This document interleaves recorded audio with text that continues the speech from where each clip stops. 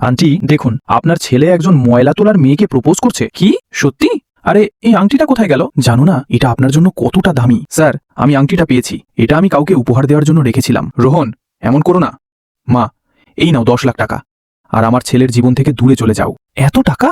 তুমি যদি আমার ছেলের থেকে দূরে থাকো আমি তোমাকে আরো টাকা দেব। আমি এখনই ওকে ছেড়ে দেব। আমার জন্য এত টাকাই যথেষ্ট, বেশি খরচ করবেন না। এত তাড়াতাড়ি রাজি হয়ে গেল? আমার জন্য 1 কাপ কফি নিয়ে এসো। এই নিন স্যার। অঞ্জলি কোথায়? সে তো গতকালই রিজাইন দিয়েছে। রোহন, ভালোই হয়েছে তুমি এসেছো। আজ আমি তোমার পছন্দের খাবার বানিয়েছি। মা, আপনি অঞ্জলিকে কোম্পানি থেকে কেন বের করে দিলেন? সে নিজের ইচ্ছাই তো চাকরি ছেড়েছে।